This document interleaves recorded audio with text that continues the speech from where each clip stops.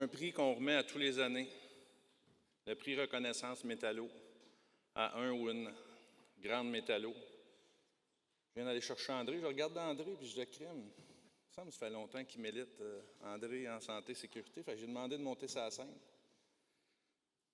On donne ce prix-là à quelqu'un qui se démarque. André, sans aucun doute, qui s'est démarqué au syndicat des métallos. Il y a des rumeurs qu'il part à retraite. Il dit à SNES qu'il part à retraite. Avec nous autres, il ne nous le dit pas. C'est un peu secret. Fait que, avant qu'il parte et qu'on ne le revoie pas l'annuel, on a décidé de lui donner le prix reconnaissance du syndicat des métallos. André est embauché le 28 octobre 1980 comme mécanicien à la mine d'Oyon. Comme notre collègue René l'a dit, il a commencé comme contracteur. Bien vite, André s'est impliqué en santé et sécurité face aux injustices de la compagnie. Il est devenu délégué. En 80, avec les aménagements de la loi santé et sécurité, il est devenu ARP rapidement, de 1985 à 2009 en fait. Il a été représentant à la prévention. C'est lui qui s'est battu à avoir les libérations de 40 heures par semaine dans son milieu de travail. Il est arrivé quelques faits d'armes. Mais comme j'ai dit, on n'a pas assez jusqu'à 6 heures, fait que je vais me limiter à quelques-unes, mais on aurait pu en défiler quelques-unes. À un moment donné, il y a un garage qui est en construction, au niveau 6.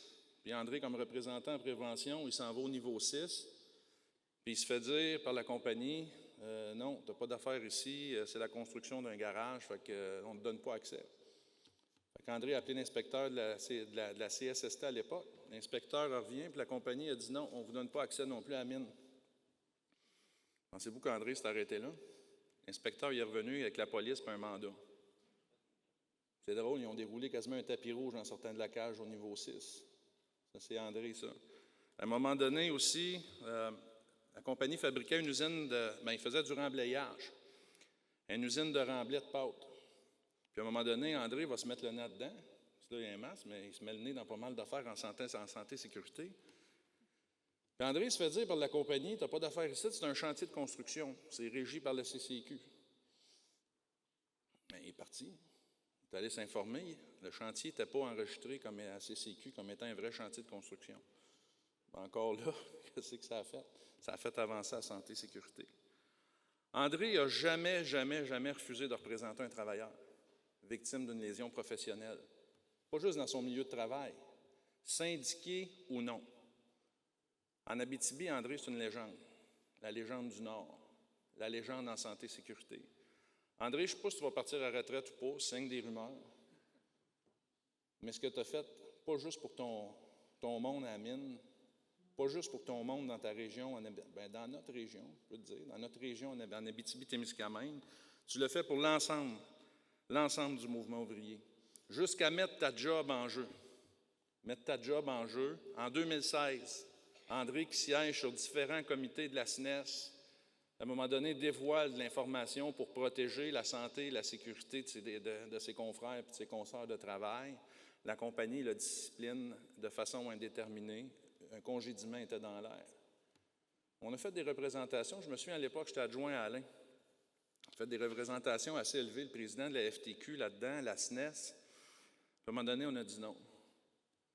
Tu touches un métallo, tu touches à tous les métallos. Alain a descendu à Rouen, conférence de presse.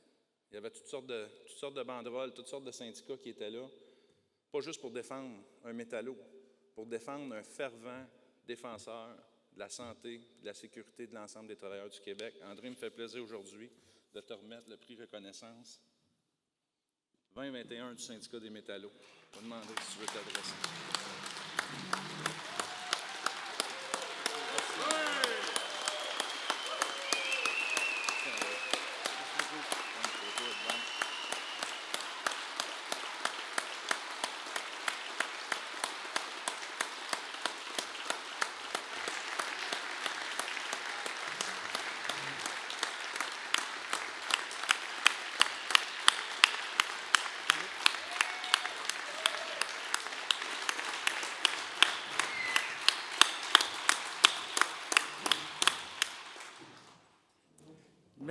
Merci pour cette reconnaissance.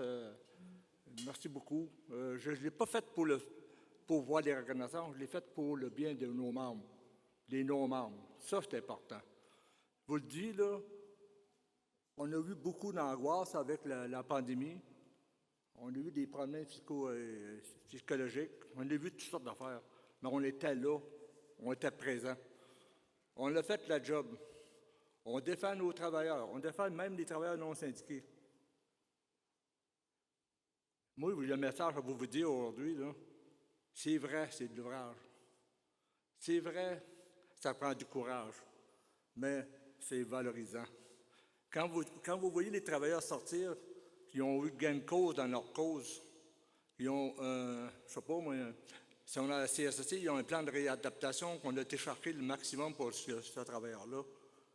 Les travailleurs sont reconnaissants. Vous le dites, là, ils sont très reconnaissants. Ça fait que j'invite tout le monde dans la salle, les représentants de prévention, n'importe qui, même les délégués. J'ai commencé délégué, moi. Puis vous le dites, franchement, là, j'ai appris beaucoup de nos collègues de travail. Beaucoup. Puis ils m'ont donné l'ascenseur, j'ai retourné l'ascenseur, moi aussi. Ça fait que c'est important.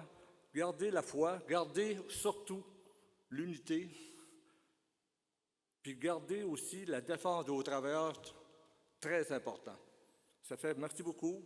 Je tiens à vous remercier toute la salle parce que ça me fait chaud au cœur. C'est vrai que j'ai travaillé fort, mais je vous dirais que ma récompense, c'est le bonheur des travailleurs qui ont sorti, qui ont gagné leur cause.